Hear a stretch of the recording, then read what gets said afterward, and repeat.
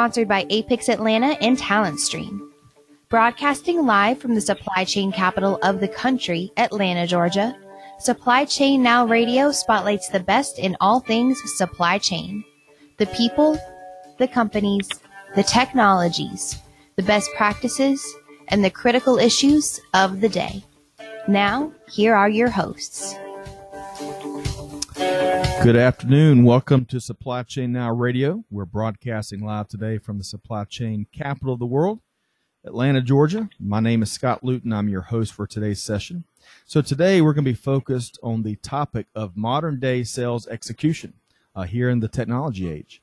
As we all know, there's a ton of selling going on across the end-to-end supply chain. And our guest speaker today is Rusty Wiley with TeamOne Logistics. More about Rusty in just a moment, but as always, we're glad to have you with us here today on Supply Chain Now Radio. So first up, let's tackle our ground rules as always. All attendees will be on mute as we're looking to optimize the audio experience. And if we could just move to that next slide there. Now, with that said, let's make it as interactive as possible. So please do submit your questions via the chat toolbar.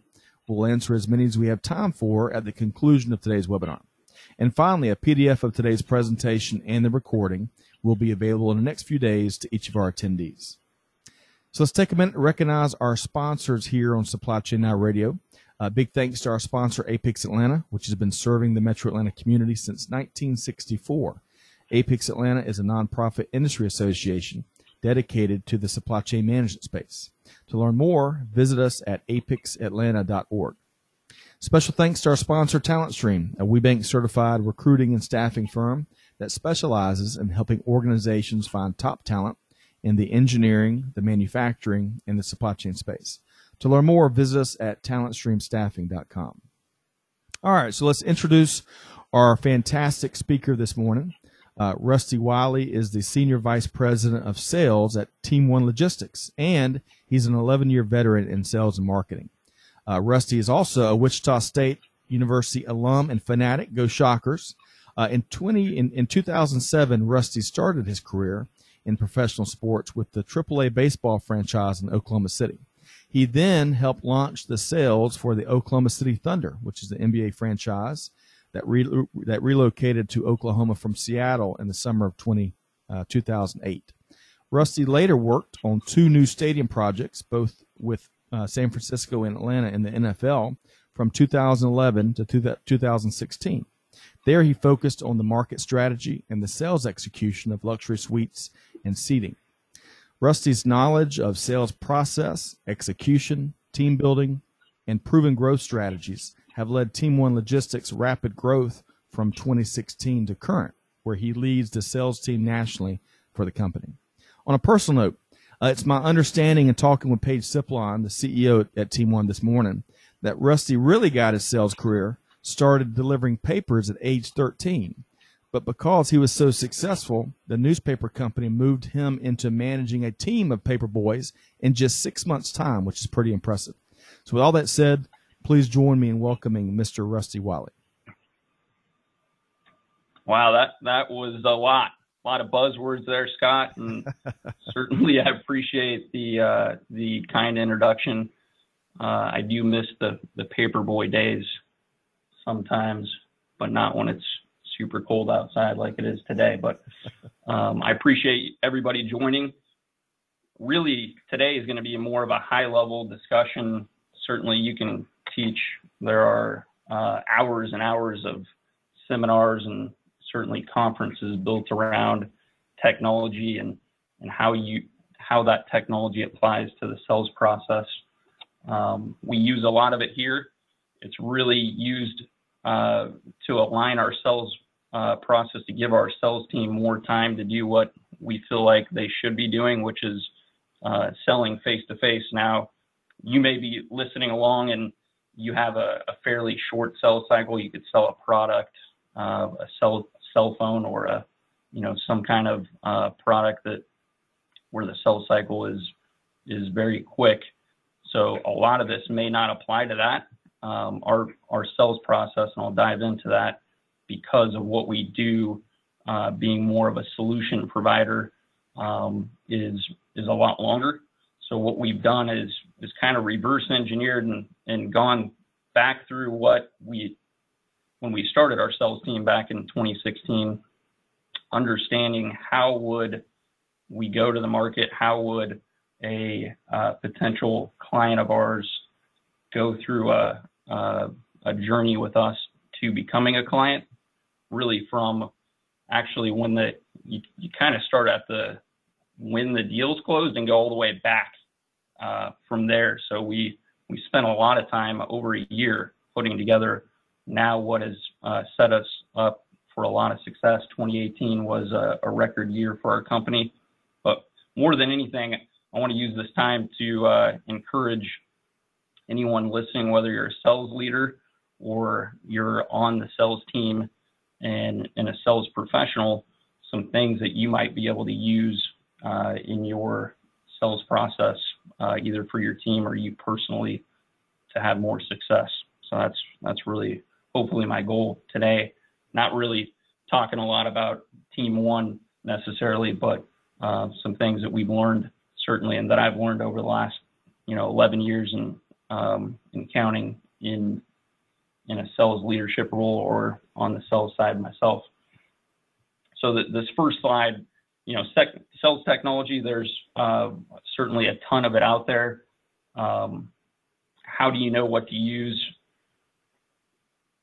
Again, that's going to have to go back to your sales process, but does that technology streamline your focus and help you gain more opportunities? That's got to be a question. These are kind of some questions that I would go through if you are thinking about using technology. On the next slide, I'll go into more of what kind of sales technology we're using, why we're using it, and how it all ties in to what our end goal is, which is face-to-face opportunities for us to actually go through our sales process from there. So we're not so much using we're not so much using our technology to sell, but it's an opportunity to go deeper into our sales process.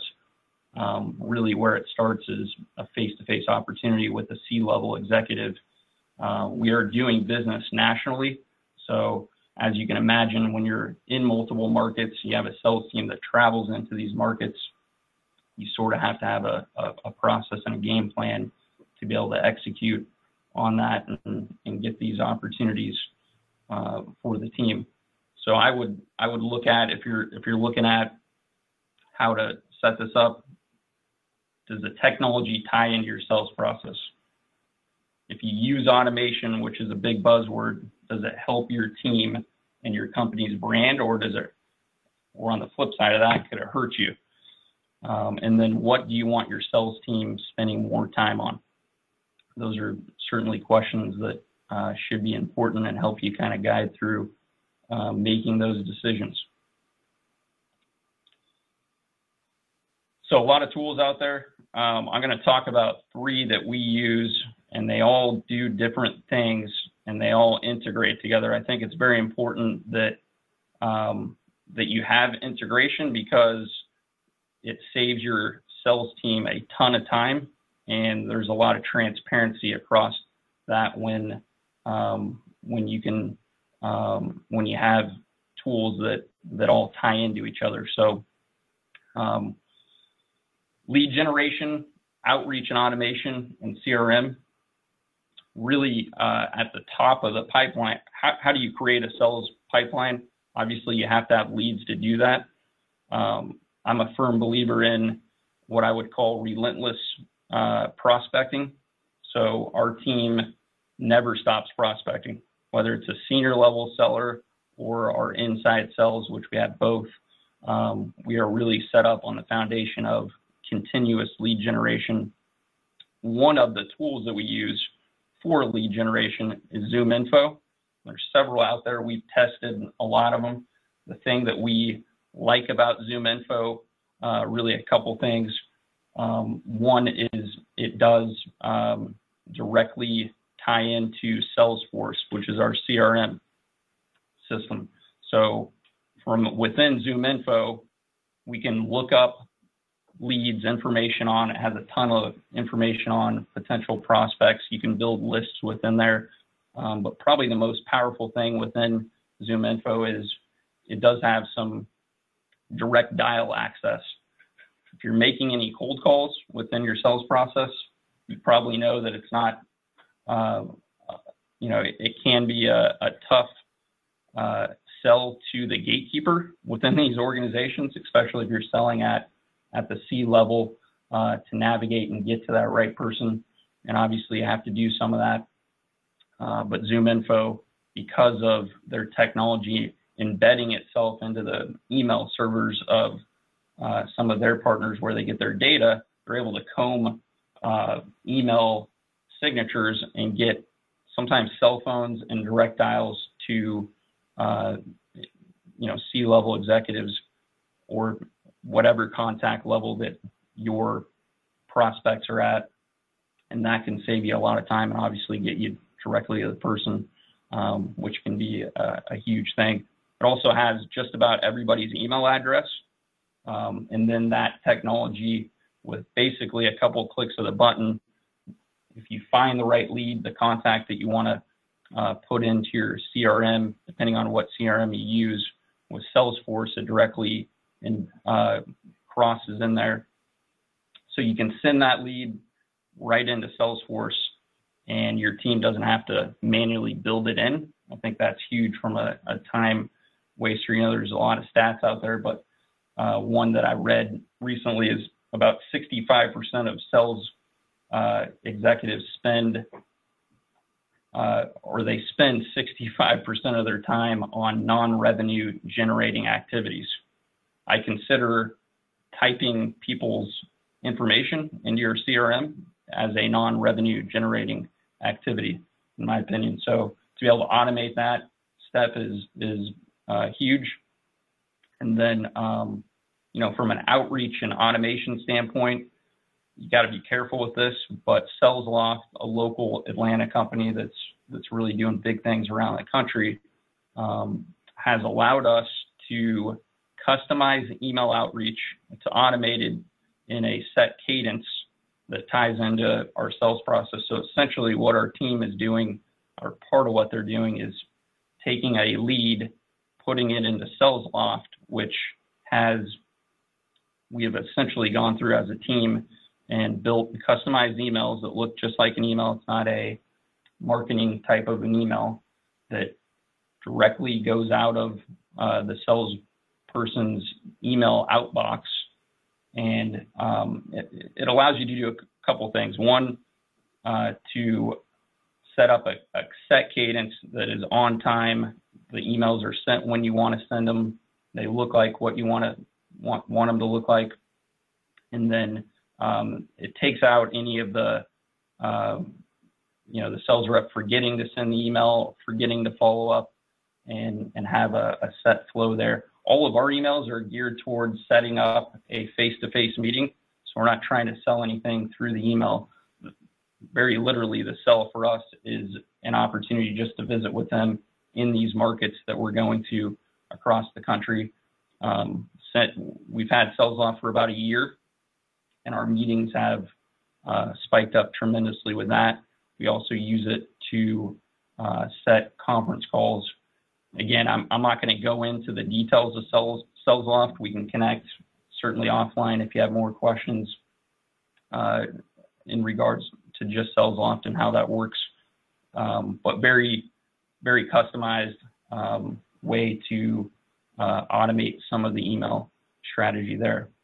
That, again, ties into Salesforce. So you can take a lead from Salesforce, click a button, it puts it into SalesLoft, and you can put it into whatever email cadence that you've built out specifically for that type of lead. So very customized there. So again, you want those to integrate together, perform separate sales functions. So you've got lead generation, which ties into the outreach. And then obviously you got to keep track of all this from a CRM standpoint. Again, we use Salesforce and think it's one of the better ones out there. There's certainly other ones from Microsoft and a whole other slew of companies out there that you guys are probably familiar with. For us, all of this means helping our team focus more on face-to-face selling. That's our end goal.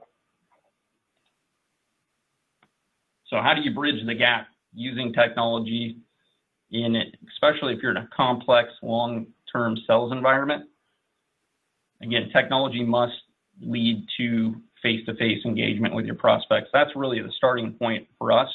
There's a ton of meetings and presentations and multiple decision makers within the companies that we do business with. And we know that if we don't get in front of them, we're not going to have an opportunity to succeed there. So you got to use the technology to generate better leads, which is what we use ZoomInfo for. As you guys know, LinkedIn obviously is one of the greatest free sales tool on the face of the planet right now. So in combination with ZoomInfo, that gives us a ton of data on the clients. LinkedIn is another big tool that we use. Even LinkedIn Navigator that we added recently for our team, giving us more capabilities to filter through prospects at a higher level using some of the search features within LinkedIn. But just being connected on LinkedIn and having that chat feature is one of the greatest things that I've ever seen that doesn't cost any money. You can sign up for LinkedIn and connect with people, and then all of a sudden you have basically almost better than having their cell phone number. You can chat with them on there if they're a big LinkedIn user, and obviously get data on what your prospects like and their type of industry events that they're interested in, all of that. I connect with a lot of C-level executives later at night on LinkedIn. So I would encourage you, if that's the type of lead that you're after, try going on LinkedIn at around 9 or 10 o'clock at night, sending out a couple notes to somebody you're chasing, see what the response rate is on there, or even over the weekend when you're watching Sunday football.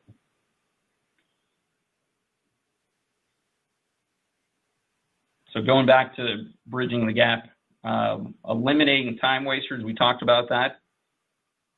If you can eliminate things from your sales process for your team or for you individually that is not necessary, then that's what you should use some of these technology opportunities for, creating a set cadence and pace for what your sales process is. A lot of salespeople and organizations are pretty random in how they're trying to execute. With all the technology out there, that's not probably the best way to go about it. So a lot of what we're doing within the automation allows us to strategically reach out and not forget about our prospects through that, a pretty long journey in that sales process. And then secure more meetings.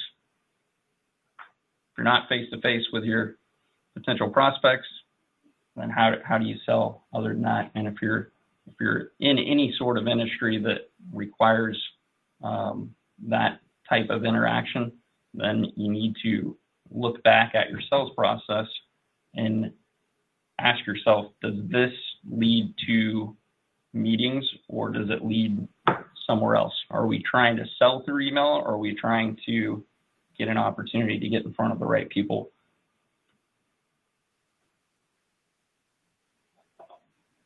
Scott, you want to go ahead and open it up for questions? Yeah, thanks so much, Rusty. Great presentation, and to our audience, this is your time to pick the brain of a sales thought leader. So we've got some questions already submitted to our audience. Use the chat bar to submit the questions, and I'll pose those to Rusty as they come in. It's about 12:20, so we intentionally left a good chunk of time to take your questions. All right, Rusty, you got your seatbelt on. We've got some good questions here. Our first question comes from Emily, and Emily asks, if I'm a sales rep at any level, what is the single most important thing I should take away from this presentation? Wow, that's a good one, Emily. So I would hope, no matter what level you're at, that you would just try to get in the mind of your prospect. Who are they? And go back from there. So if you don't understand how they might make a decision, then I would even have practice runs with a prospect, go out to coffee where you're not selling them, and sit down and understand how they go about a decision-making process, and then build your sales game plan around that. Yeah, great question. Thanks for that perspective, Rusty. Let's ask you this next question from Taylor. You mentioned cadence. How critical is that to the to getting successful sales results? Yeah, I think it's huge, especially because this technology allows you to do that, right? And cadence is really kind of a buzzword, really, but maybe a better way to say it is just a set schedule, right? Of those emails or those phone calls. You can cadence both. We do both, or any sort of activity, but having a strategy behind when you're going to send an email, when you're going to make a phone call, when you're going to follow up or send a LinkedIn note. I think it's really valuable for sales teams to have a set cadence schedule of what that looks like. And it's different for every sales organization based on how long you're, you could have a much shorter sales cycle that, again, selling a product, or if you're selling a set of services like software, or anything that's much longer, then you're going to have to look at it a little bit different, but it works for both sides of that. And going back to that data nugget you shared, was it 65% of the average week is spent on non-revenue producing activities? Did I get that right, Rusty? Yeah, and you probably know a lot of them. It's some of them are things that technology can't change, and it's the habits of a salesperson, right? So maybe scrolling through LinkedIn, not really doing anything on there, or being on other social media websites during work hours and things like that. But what we can fix, that we've tried to take away, is things that are really just about bettering your process and making it quicker. So, like I said, talking about how can you sync all of your systems together to where your sales reps aren't spending all their time putting data into your system, and they're spending their time finding the right prospect, putting them into your system, and then making the phone calls and having the meetings and having the outreach. That's the most important part. And would you argue that cadence is really important to getting that number from 65% down to the 10s or 20s where it should be? Yeah, I do. Okay. All right. Well, thanks. Great question, Taylor. Appreciate that. Next question comes from Jamie, a good friend of the show and a great collaborator. Jamie, good morning. Thanks for joining us. Jamie asked, what does your typical week look like as it relates to set schedule of prospecting activity? So again, this kind of goes back to that cadence, right, Rusty? Yeah, Jamie, good question. So my schedule probably looks a little bit different than when I was strictly on the sales side of things, but when I spending more time with our team and developing them, but really how their schedules look is very detailed organization. So typically Mondays are spent on preparing for that coming week's meetings.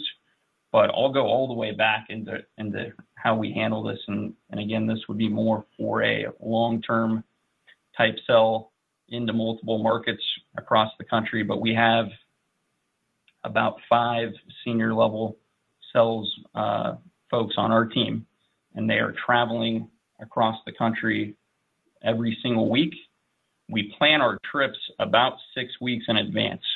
So if you were to come into our office and look at our calendars and how everything's built into these systems that we're using, the outreach really starts about 4 to 5 weeks, even up to 6 weeks in advance for the trip that we have scheduled that far in advance.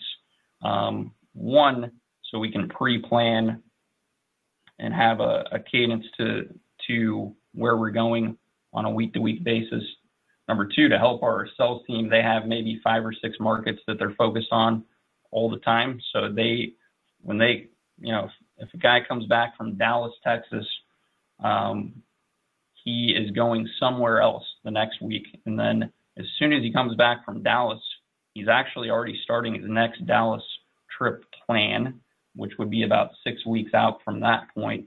But everything's kind of built into the way that we automate our outreach and set a strategy to it. But it also goes into understanding how these busy executives that we're trying to meet with operate. And if you can ask to get on their calendar 3, 4, 5 weeks in advance, you have a whole lot better opportunity to do that than randomly putting trips together and asking for a trip or asking for a meeting a week in advance or something like that. So it works really well for us.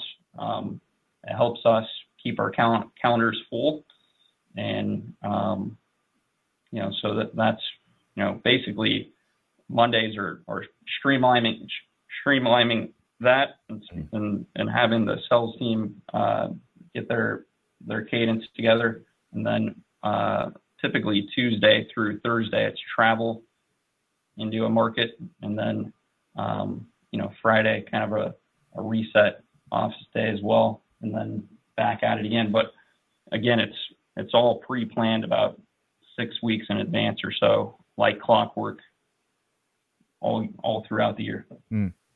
So going back to you're talking about the 4 week, 5 week, 6 week lead time. So in this day and age where we have all this technology, the just in time, the need it now, it still illustrates what I heard, at least, of the importance of preparation for successful sales execution. Would you speak a little to that, Rusty? Yeah, I think that's number one, and why we use some of the technology that we use so that we can do that. But you're absolutely right. So if you are trying to get in front of, which I know a lot of people listening right now are probably selling into C-level or just below that, maybe the VP level. You're talking about people that have busy schedules. It's hard to get on their calendar. Obviously, you have to get their attention to get on their calendar, and that's a whole different webinar that we could have. But as far as planning and when you make that ask, I think it's very valuable to start to make the ask early on. So again, 4 to 5 weeks out, and that gives you time to build your calendar up to that trip. And then again, it goes back to asking for a meeting when people aren't, their calendar's probably not as prone to be full of meetings at that point. So yeah, it's all comes down to planning those ahead of time. So let's shift gears a little bit, and again, to our audience, we've got time for more questions.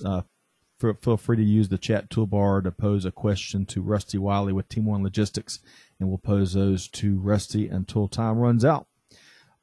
Rusty, so tell us more about, we've been talking about logistics and TeamOne throughout the presentation, but for those that may not know, what problems is TeamOne helping its clients solve? Yeah, it's a great question. Hopefully there's some supply chain folks on here. I bet there is. Really, we call ourselves a workforce partner. We're dedicated to the asset-based transportation and logistics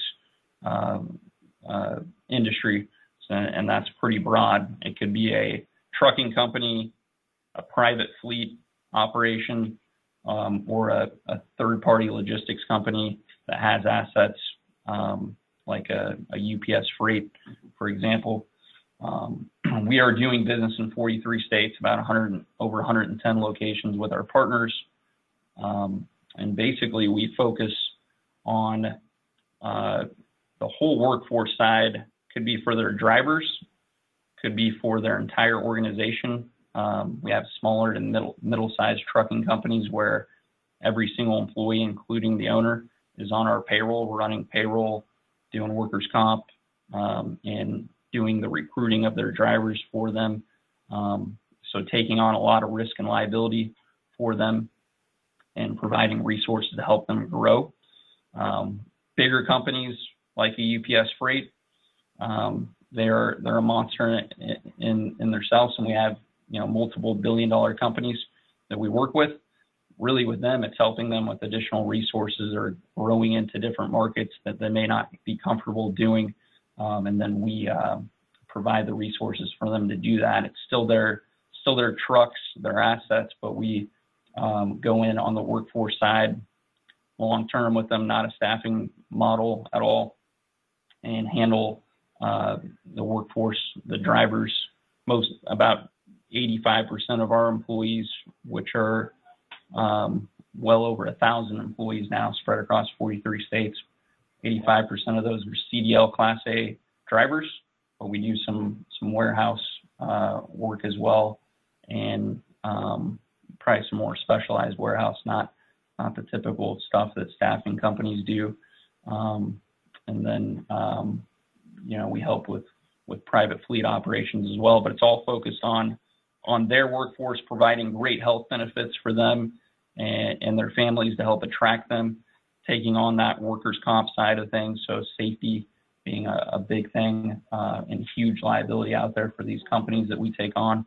And then recruiting being a big focus, obviously, because there is a shortage that you've probably seen in the news, that we try to help them with in terms of attracting these drivers, these employees, and helping them keep them long term. Absolutely. The capacity crunch and the driver shortage are big topics for folks fighting in the supply chain trenches day in and day out. So great. Next question comes from Sean Rusty. This is Sean Conrad, curious to know the book you are reading currently or a recommendation of a book to read related to sales or personal development. Awesome question. So just started a book club, actually, Sean, with our sales team, and I bought each one of them a book, a different book, and we're all going to get together at the beginning of February and have our first kind of book club discussion, and we'll keep that going from there. But a big reader. The one that I'm reading right now is The Power of Positive Leadership by John Gordon, who I highly recommend. He is one of the bigger speakers out there. I'm sure almost everybody on this call has heard of him, but if you haven't, check out John Gordon and some of his stuff out there. But it really is a book about the different levels of leaders and how you can use a positive approach in many different areas. And John actually works with, guys like Dabo Sweeney at Clemson and stuff like that, all across the country. Yeah, there you go. So he is, obviously a big believer in positive thinking and viewpoints and all that, but it really is huge, especially for sales organizations, because a lot of times you're getting kind of beat up out there, and you have to have a culture around what you're doing and what you believe in, and getting your team to kind of move in the right direction. Well, great question, Sean. Thanks for joining us. Sean's a supply chain practitioner as well, out there fighting a good fight, and he's also been a big supporter of our Atlanta Supply Chain Award. So glad to have you join us, Sean. So the Power of Positive Leadership by John Gordon. Is that right, Rusty? Yes. Okay, we'll check that out. Next question comes from Scott as well. Rusty, do you think all this technology eliminates the need for cold calls or picking up the phone to speak directly with prospects? That is a good one. I think I might know who Scott is. I think he knows something about sales, but awesome question. And if you're listening and you are in the sales game and any industry or leading sales teams, that's a big no. We still use the phone and think it's very valuable. So by no means am I saying that you can set up these technology processes and eliminate that, or I would not recommend it. So we do get a lot of meetings through email, but we also get a lot of meetings over the phone. So I think that you need to weave that in. And there's different ways to use it. I came from the sports background where I was on the phone a lot and used it to set a lot of meetings. What we do is a little bit more complex, and we've found that through a lot of testing and sitting in the conference room together and kind of building this thing with our team, we don't use as much cold calling, but it's more strategic. So meaning that if you're chasing somebody or you've had a little bit of engagement on LinkedIn and they disappeared for whatever reason, or you're following up after you had a first meeting, or any number of things, you should still pick the phone up. It's a great way to get a hold of somebody, especially if you have their direct line, which is what we try to use Zoom Info for. Great question, Scott. Appreciate you sharing that, Rusty. And this next question is a great one, especially, and I'm curious to hear your answer. So Sarah asks, what do you look for when hiring sales talent? A couple things. That's an awesome question. Was it Sarah? Yes, that's right. Yeah. Thanks, Sarah. So passion is number one. That sounds like like everybody says that, but honestly, it's one of the things that we look for, that I look for. One of the key indicators that you love, and you may not know if you love it if you're just starting in the industry, but a big indication for me is how excited and confident that you're excited about coming into the sales world. So that's probably number one for me. Number two is that you want to learn. So everybody's always learning. I'm learning constantly. One of our big things as a team is that we're consistently learning, and that we don't think that we have it all down at any given point. We still do a lot of role-playing presentations and all that fun stuff because we want to be the best at what we're doing. We also want to be with the time, so to speak. So if things shift, in the business world, or there's new things that come about and we think they can help us, we're always looking for those things. So if you're going into a sales interview, I think if you have the passion, you're prepared, and you're putting off to them that you want to learn and that you're going to be coachable, I think you've knocked out most of how you can get at least with us, how you can get an opportunity with that organization. Great question, Sarah. It's tough to hire good, effective sales talent, I think, in this day and age. So appreciate the question and the perspective there, Rusty. All right, next question comes from Randy. You mentioned LinkedIn. How important would you consider it compared to the other tools that you use? I'm big on LinkedIn. I think I said it somewhere in there when I was on my rant going through these slides, but LinkedIn, I think, is one of the greatest sales tools on the planet right now. Whether you sign up for Navigator and pay extra for, having more search capabilities and things like that, or if you're just a regular LinkedIn user, but being able to connect with somebody, and once you're connected, to be able to send them a message and you can see if they read that message, I think there isn't anything better out there, in my opinion. Plus, obviously, they have almost everybody's on there. Not everybody is, but there are, you have at your fingertips most of your prospects there to know where they went to school. If they're on there a lot, one of the things that we try to do as a team is to really follow our prospects, to engage with their content and understand what they're sharing on their content, because you can blend that into asking for a sell, plus you're winning them over through that. So if you're doing any social selling, which I'm not a big, I don't think Twitter and all that, you can follow people on Twitter and do all that. That's great. LinkedIn is by far, if you're doing social selling, that is where you need to be doing it. And the way you do it is some of the things that I just rambled about.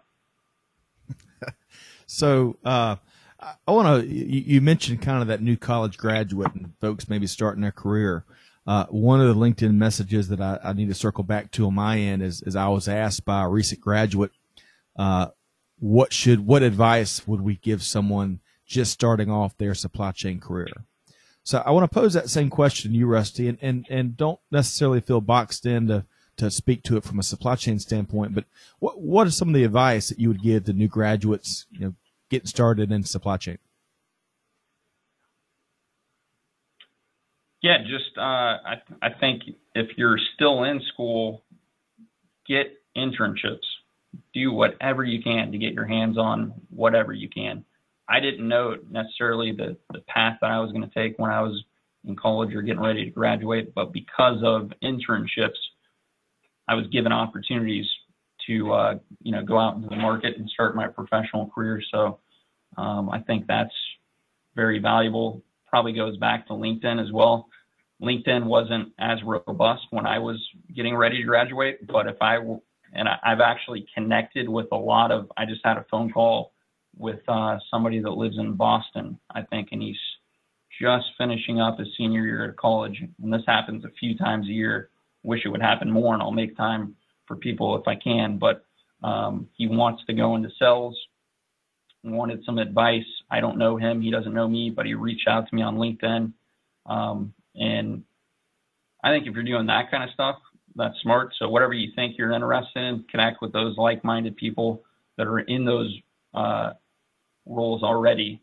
Connect with them on LinkedIn, shoot them a note, take a chance, see if they'll pick the phone up, and you can pick their brain. And then all of a sudden you got a connection. They might be hiring. Great feedback and perspective there. Our next question comes from Curtis, Rusty. He says, "Hi, Rusty. What one or two experiences or relationships can you point to that has had the biggest impact on your career success?" Tough one. Maybe I'll just give you one, Curtis. I'll give you one. That's good. So for me, the thing that changed everything was going into the sports industry. A lot of training that I never would have had, a lot of high-level executives that I worked with. So maybe not just one specific thing, but I would say that to put this in a clearer picture for everybody, if you were choosing an organization to join tomorrow, I would choose that based on not pay, but potential. And a lot of that potential is wrapped up in whoever the leaders that you're going to work with are. And I think that was the biggest thing for me, is being able to work with great leaders that pushed me, that challenged me, that believed in me.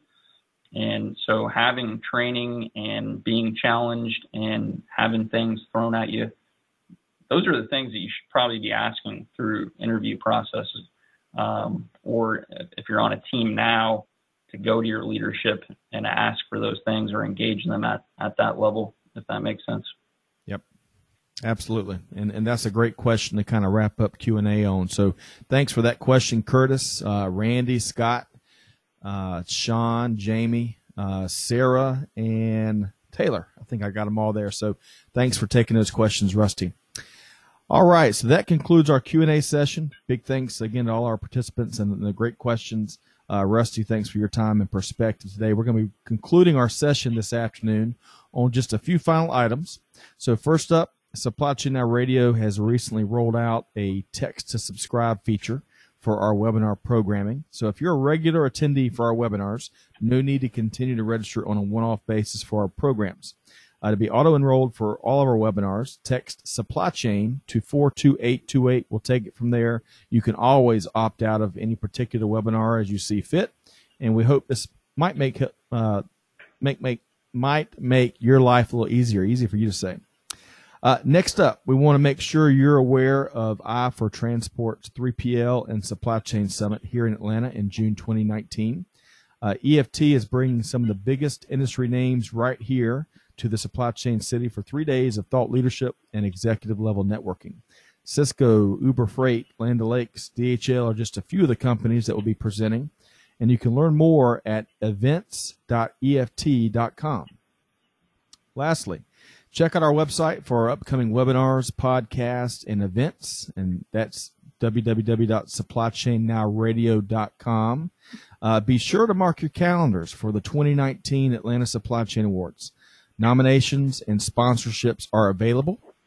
And if there's anything related to the awards, the programs, the webinars, Rusty's presentation, whatever we can do to help serve as a resource for you and your organization, feel free to shoot us a note to scott@supplychainnowradio.com, and we will make sure to help you out there. So, Rusty, before we conclude today's session, any final thoughts on your end? Yeah, please look me up on LinkedIn. There's only a couple Rusty Wileys on there, I think, so it should be pretty easy. I would love to connect to anybody, even if you have questions, or even if you're local in Atlanta and want to go to coffee sometime or something like that. Certainly open to that. Other than that, go sell something. Nothing happens until a sell is made, is what I heard. So good luck. Awesome. Perfect. And go Shockers, right? That's right. Go Shockers. So as we wrap up today, we'd like to give a big thanks to our guest speaker, Rusty Wiley with TeamOne Logistics, for this helpful presentation and all of his valuable insight. And a special thanks to our sponsors, Apex Atlanta and Talent Stream. Of course, big thank you to our audience for participating. On behalf of Supply Chain Now Radio, this is Scott Luton concluding today's episode. We hope to reconnect with you again real soon. Thanks, everybody.